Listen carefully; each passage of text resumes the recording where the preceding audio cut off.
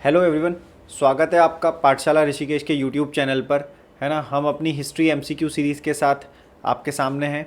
और लगातार जो हिस्ट्री एमसीक्यू सीरीज़ चल रही है, जो आपको हिस्ट्री अगर आपने पढ़ी हुई है, खास करके जो मॉडर्न हिस्ट्री वाला पार्ट है वो हम कवर कर रहे हैं ना। इन सब एग्ज़ाम्स के लिए जो आप देख रहे हैं, SSC, UK PSC, UP PSC, UK triple SC, CDS या रेलवे, आरआरबी, एफकेट, bank, UP triple SC, SSC, Rishikesh पाठशाला में ये सभी नए बैचेस मंडे से स्टार्ट हो रहे हैं, तो आप इनरोल कर सकते हैं ना। हम ज़्यादा टाइम ना गवा करके सीधा एमसीक्यू सीरीज़ की तरफ चलते हैं। आपको कोशिश करनी है कि आप फटाफट से देखें और आंसर बताएं। आपने कुछ क्वेश्चन आपको ऐसे मिलेंगे जो प्रीवियस ईयर में आपने प्रैक्टिस किए हुए हैं, ये आपके हेल्पफुल होंगे। और जो भी एडिशनल जानकारी मुझे लगेगी मैं वो आपको बताता साथ साथ चलूँगा। तो आप पहला क्वेश्चन देख लीजिए, तब तक कलर चेंज कर लेते हैं। कलकत्ता में एशियाटिक सोसाइटी की स्थापना के समय बंगाल का गवर्नर जनरल कौन था? तो देखो, पूरा मेरी कोशिश है कि मैं आपको वो वाले क्वेश्चन ला के दूँ जिनसे आपकी और जानकारी भी बढ़ पाए। जैसे एशियाटिक सोसाइटी की अगर बात करें तो विलियम जोन्स एक नाम आएगा और 1784 आपको ईयर याद आएगा। अगर मैं 1784 यहाँ पर लिख चुका हूँ तो आपको मालूम चलेगा कि कॉर्नवालिस हैं, वेलेजली हैं, वॉरेन हेस्टिंग्स हैं, या कौन भाई साहब होंगे जिनके समय में एशियाटिक सोसाइटी की जो है वो एस्टेब्लिशमेंट की गई होगी। आंसर मिल गया होगा। आगे चलते हैं। देखिए, मॉडर्न हिस्ट्री का पार्ट सबसे आसान होता है, सबसे इंपॉर्टेंट भी होता है, क्योंकि इसमें हमारा सारा फ्रीडम स्ट्रगल का काउंट किया जाता है। एग्जाम के हिसाब से ये बहुत बार पूछा जाता है, तो थोड़ा सा ध्यान देना है। भारतीय लोक सेवा का प्रवर्तन किया गया था। देखो, प्रवर्तन मतलब होता है कि शुरुआत की गई थी, इंप्लीमेंट किया गया था, इसकी बात की जा रही है बेंटिक के काल में। तो बेंटिक का टाइम पीरियड कुछ कुछ याद है तो ध्यान रखो, क्योंकि चीज़ें बहुत इंपॉर्टेंट इसके टाइम में हुई हैं। करजन का टाइम पीरियड याद रहता है तो 48 से 56 करजन बोला है ना। अच्छा, ये तो डलहौजी हो गया। डलहौजी का टाइम पीरियड हो गया 1848 से 56 तक हो गया। और अगर करजन की बात करें तो इसका हो गया 1899 के आसपास और 1905 तक। ठीक है। कॉर्नवालिस का टाइम पीरियड हो गया, तो थोड़ा सा याद करो तो आपको चीज़ें याद आएंगी कि भारत में सिविल सेवा के जनक के रूप में जाने जाते हैं कौन? कॉर्नवालिस साहब। आगे चलते हैं, बहुत आसानी से आपको चीज़ें समझ आएंगी। भारतीय राज्यों पर अंग्रेजी प्रभुत्व स्थापित करने के लिए किसने प्रशासन में सहायक संधि प्रणाली सूत्रपात की थी? तो इतनी टाइम से अगर आप मेरे साथ या पाठशाला ऋषिकेश के साथ अगर आप ये हिस्ट्री पढ़ रहे हो तो आपको ये सब्सिडरी अलायंस का खेल कुछ कुछ समझ आया होगा 1798 से। अगर मैं अंग्रेज़ों की बात कर रहा हूँ तो आपको हैदराबाद के निज़ाम आएंगे, है ना। हैदराबाद के निज़ाम तो सहायक संधि और कुछ नहीं थी, यही थी कि तुम घर पे बैठो, सारा काम हम ही तुम्हारे लिए कर देंगे, बस तुम बैठे रहो, यही थी सब्सिडरी अलायंस। कौन भाई साहब सब्सिडरी अलायंस लेकर के आए थे? तो लॉर्ड वेलेजली। ठीक है, लॉर्ड वेलेजली क्या लेकर के आए थे? और कॉर्नवालिस ने क्या किया था? स्थायी बंदोबस्त, है ना। Permanent permanent settlement, permanent settlement, स्थायी स्थायी बंदोबस्त, स्थायी बंदोबस्त कर लेते हैं इसको, स्थायी बंदोबस्त। ठीक है, चलो आगे चलते हैं। बाकी चीज़ें जो जो गवर्नर जनरल वाइसराय आ रहे हैं उनको हमने डिटेल में डिस्कस किया हुआ है और चीज़ों को हम देखते आ रहे हैं। तो ध्यान देना, सती प्रथा पर पाबंदी। सती प्रथा बहुत बार करा। 1829 का टाइम पीरियड याद करो और साथ में याद करो राजा राम मोहन रॉय को, है ना। राजा राम मोहन रॉय को। देखो, मेरे लिए आपका टाइम इतना इंपॉर्टेंट है कि मैं बहुत स्पीड में लिख रहा होता हूँ ताकि आपका इस वीडियो को देखने में एक सेकंड भी जाया ना जाए। सती प्रथा की बात करें तो मैंने कहा था बैट लेकर के ये चल पड़े और इन्होंने, बेंटिक ने सती प्रथा को दूर भगाया समाज से। ये कुप्रथा थी, ये प्रथा नहीं थी, ये कुप्रथा थी। ठीक है। भारतीय पुरातत्व सर्वेक्षण की स्थापना किसने की? तो कई लोग आर्कियोलॉजिकल सर्वे ऑफ इंडिया के बारे में जानते हैं। 1861 उन्हें याद आता है। जब 1861 उन्हें याद आता है तो उन्हें कैनिंग की भी याद आती होगी, क्योंकि टाइम पीरियड तो बोलता है चिल्ला चिल्ला के कैनिंग है। और कैनिंग ने अलेक्जेंडर कनिंघम को, देखो ये ए है तो अलेक्जेंडर कर दो, अलेक्जेंडर कनिंघम। ठीक है, अलेक्जेंडर कनिंघम, कनिंगम। ठीक है, इनको इसका पहला डायरेक्टर बनाया था, तो एक हिसाब से ये फाउंडर हो जाते हैं। लेकिन ज़रा ध्यान देना कि मैं तुम्हें बताने जा रहा हूँ कि 1902 के टाइम पीरियड में एक आर्कियोलॉजिकल सर्वे इंडिया एक्ट लाया गया था, कानून लाया गया था, जिसके बाद इस बॉडी को बहुत ज़्यादा मजबूती मिली थी। और ये टाइम पीरियड किसका रहा होगा? तो ये टाइम पीरियड रहा होगा लॉर्ड कर्जन का। दोबारे से ध्यान दो जरा, लॉर्ड कर्जन का टाइम पीरियड ये वाला था, ठीक है, क्योंकि 1902 की बात है। तो थोड़ा सा क्लियर कर लेना मैटर को, कहीं 1861 में उलझे मत रह जाना। अगला क्वेश्चन है कि भारत का प्रथम वायसराय था, निम्नलिखित में से कौन एक भारत का प्रथम वायसराय था? तो 1858 का क्राउन एक्ट आया। कौन सा एक्ट आया? क्राउन एक्ट आया, ठीक है। देखो जब ये एमसीक्यू सीरीज आप कर रहे हो ना, तो अपन मान करके चल रहे हैं कि आपने पढ़ा हुआ है, ऐसे ही नहीं कि मुंह धोए और चले आए। तो ऐसा मत करो, आपने पढ़ा हुआ है तो आप ये क्वेश्चन ऐसे ही धड़ल्ले से उड़ा दोगे। 1858 का एक्ट आया। ये एक्ट क्यों लाया गया? क्योंकि 1857 में हो गई थी एक विद्रोह क्रांति, है ना, और क्रांति के समय कौन व्यक्ति मौजूद थे? कैनिंग साहब थे, ठीक है। कौन थे? कैनिंग साहब थे। तो कैनिंग को ही क्या बना दिया गया था? भारत का यानी कि इंडिया का क्या बना दिया गया था? वायसराय बना दिया गया था। किसको बना दिया गया था? कैनिंग को बना दिया गया था। बाकी सारे वायसरायज के बारे में हम बात करते आ रहे हैं।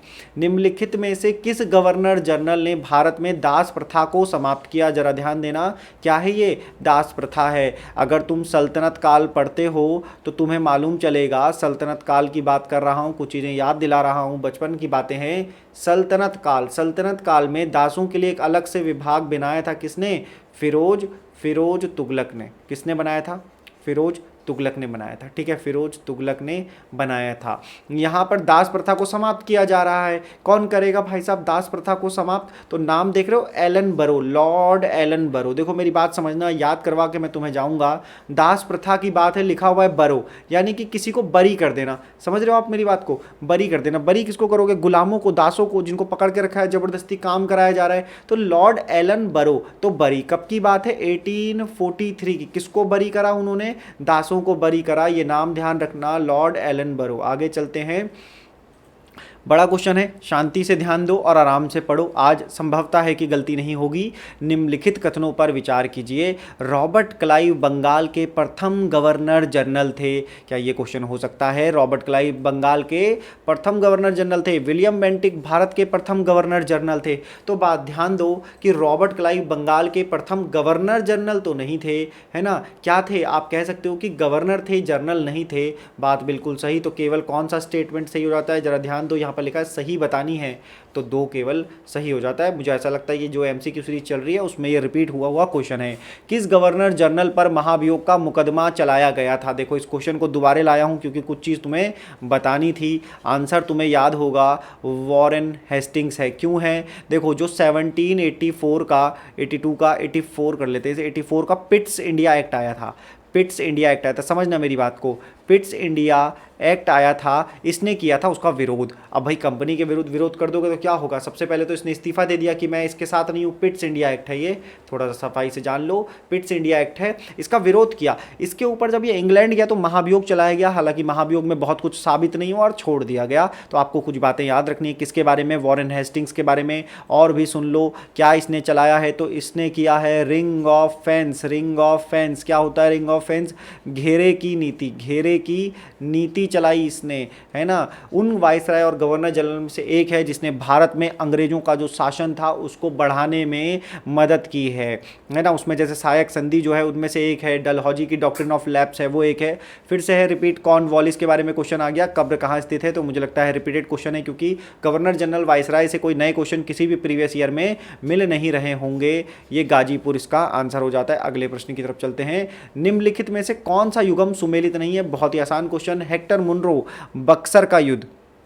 तो बक्सर का युद्ध कब हुआ था? जरा याद करो, 1764 में। ओंगल नेपाल युद्ध, चतुर्थ एंग्लो मैसूर युद्ध, तृतीय एंग्लो मराठा युद्ध, ठीक है। ओंगल मराठा युद्ध, ये तो 1700 से भी ज़्यादा की बात है। तो जरा ध्यान देना है आपने कि कॉर्नवालिस, वॉलेजली, हेस्टिंग्स और मुनरो। आसान क्वेश्चन है ये, बिल्कुल आसान क्वेश्चन है, ऐसे ही कर लोगे। तो अगर आप लोगों को नहीं मालूम है तो एक बार फिर से युद्ध देख लेना। ये क्वेश्चन आपके लिए है। आपको जो भी इसमें से सुमेलित नहीं लग रहा है या आपको इन सब का टाइम पीरियड मालूम है तो आप लिख करके वीडियो के कमेंट सेक्शन में इस क्वेश्चन को बता सकते हो। ये काम आपके लिए है ताकि आप जब क्रिसमस मना रहे हो थोड़ी सी चीज़ आपको इस प्रकार से याद रहनी चाहिए।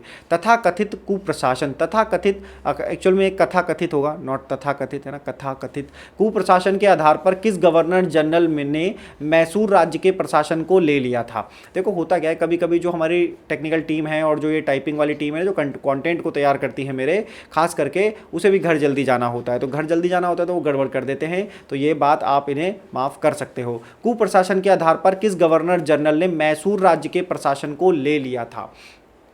मैसूर राज्य की बात की जा रही है, आपको ये बात ध्यान रखनी है। यहाँ पर है वेलेजली, हेस्टिंग्स, विलियम बेंटिक और ये विलियम बेंटिक का फिर से टाइम पीरियड याद करो, 28 से 33 का टाइम पीरियड है। इसी टाइम पे इन्होंने मैसूर को बोला कि यहाँ पर जो प्रशासन है वो बिल्कुल सही नहीं है, इस आधार पर मैसूर राज्य को हड़प लिया गया। आगे चलते हैं। ठगों के दमन में निम्नलिखित में से कौन संबंध था? देखो, ठगों का दमन किया जा रहा है, इससे पहले वो दास था। दास कब था? दास था तो बोला एलन बरो। ठीक है, अब आ गया है ठगों का दमन, तो पहले भी किया है। ठगों के दमन की बात करें तो बेंटिक याद रहता है। ठगों की दमन की बात करें तो बेंटिक याद रहता है, लेकिन बेंटिक ने ये काम सौंपा था, किसको सौंपा था? कैप्टन स्लीमैन को सौंपा था। तो डायरेक्ट इनडायरेक्ट ये वाला भी इसका आंसर हो जाता है। बेंटिक इसका एक आंसर होगा, बिल्कुल सही बात है, लेकिन कैप्टन स्लीमैन आपको ये आंसर रखना है याद। आगे चलते हैं। अंग्रेजों द्वारा सिंध पर विजय संपन्न हुई। सिंध पर विजय की गई किसके टाइम पीरियड में? तो टाइम पीरियड है 1843 का। सिंध कोई और नहीं, पाकिस्तान वाला हिस्सा है जो उत्तरी पूर्वी हो जाएगा, उत्तरी पश्चिमी हिस्सा है वो सिंध वाला हो जाएगा 1843 में।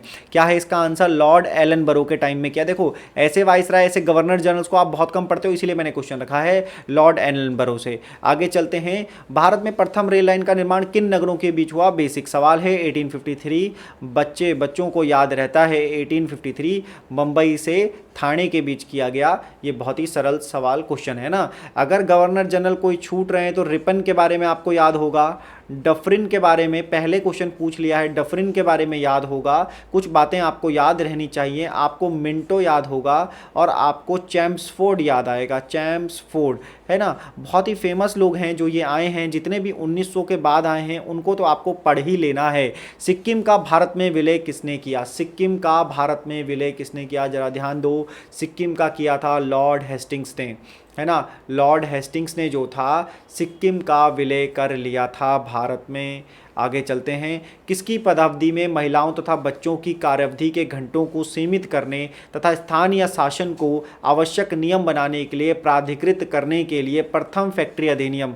देखो, क्वेश्चन में है इन्फॉर्मेशन, मजे की बात यह है 1881 का अधिग्रहण किया गया। देखो मेरी बात समझना, ये क्या है? प्रथम फैक्ट्री एक्ट है। प्रथम फैक्ट्री एक्ट कब आया है? 1881 में। बड़ा प्यारा नंबर है 18, देखो 81 1881 में आया है। जैसे ही आप इस पे ध्यान दोगे तो आपका गवर्नर जनरल का क्वेश्चन तो ऐसे ही समाप्त हो जाएगा। किसकी पदावधि में महिलाओं तथा बच्चों की कार्यावधि के घंटों को सीमित करने तथा स्थानीय शासन को, देखो समझ रहे हो, स्थानीय शासन को आवश्यक नियम बनाने के लिए, स्थानीय शासन, ध्यान दो और आपको आंसर मिल जाएगा। क्या हो जाएगा? Lytton Bentinck Ripon. बस चिल्ला चिल्ला के तुम कह रहे होंगे कि रिपन जो है ये आंसर हो जाएगा, जिसे हमारे यहाँ लोकल सेल्फ गवर्नमेंट का जन्मदाता माना जाता है। आगे क्वेश्चन की बात करते हैं। असैनिक प्रशासन 1905 के संदर्भ में कौन सा कथन सही है? जरा फिर से क्वेश्चन पढ़ लो। असैनिक प्रशासन बोला है 1905 के संदर्भ में। क्या हुआ था यहाँ पर? अगर बंगाल को याद कर लो, बंगाल का विभाजन, ठीक है, कब ये इंप्लीमेंट होना था? बोला 16 अक्टूबर 1905। ध्यान दो, एसएससी एडवांस बैच चल रहा है उसमें ये बहुत अच्छे से बताया। उससे पहले स्टेट सर्विस का जो बैच था उसमें ये करवा दिया गया है, ध्यान दो। लॉर्ड कर्जन ने प्रांतीय सीमाओं को पुनर्गठित करने का निर्णय लिया, बिल्कुल बात सही। पूर्वी बंगाल असम नामक एक नया प्रांत बनाया गया, यही अनाउंस किया गया था, ये बिल्कुल सही बात है, ठीक है। तो क्या था? 1 और 2 दोनों इसके सही आंसर हो जाएंगे। आगे चलते हैं और नेक्स्ट देखते हैं। तो नेक्स्ट कोई क्वेश्चन नहीं, आज के लिए इतना ही है।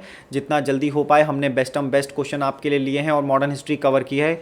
दोबारा ध्यान दो, मॉडर्न हिस्ट्री को अच्छे से ही पढ़ना है। जितने भी गवर्नर जनरल, दोबारा समझ लो, जितने भी गवर्नर जनरल जो हैं, इसका आंसर तो ये है, जितने भी गवर्नर जनरल 1900 के बाद आए हैं, अगर 1905 से स्टार्ट करो तो कौन भाई साहब आए हैं, है ना। तो कर्जन आपको नाम मिलेगा, है ना। 1909 के आसपास आ जाओगे तो मिंटो नाम मिलेगा, क्योंकि मॉर्ले मिंटो सुधार आया था। 1919 में आ जाओगे तो चैम्सफोर्ड आ जाएगा, ठीक है। अगर 27 में जाओगे तो क्या नाम आ जाएगा? इरविन नाम आ जाएगा, इरविन के बाद अगर जाओगे तो आ जाएगा, इरविन के बाद आ जाएगा वेलिंगटन, ठीक है। इरविन के बाद आ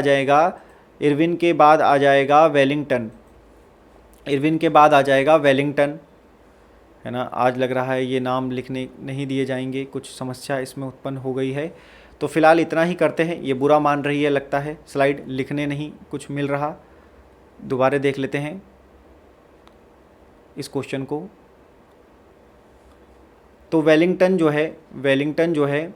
वेलिंगटन आया था, ठीक है। वेलिंगटन के बाद अगर चले जाओगे तो लॉर्ड लिनलिथगो,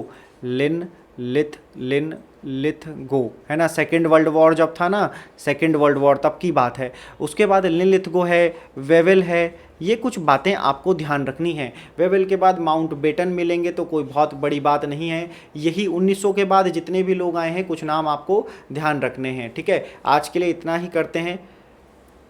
वीडियो को देखने के लिए धन्यवाद। चैनल को सब्सक्राइब कर लीजिएगा। फेसबुक पे फॉलो कर सकते हैं, इंस्टाग्राम पे और टेलीग्राम पे पीडीएफ के लिए हमें बोल सकते हैं। यूट्यूब पे सब्सक्राइब कर लीजिए और पाठशाला ऋषिकेश के ऑफलाइन बैचों को आप एनरोल कर सकते हैं ऋषिकेश में, ठीक है। ये वाली बात आपको ध्यान रखनी है। वीडियो को शेयर कर सकते हैं। आज के लिए इतना ही, धन्यवाद।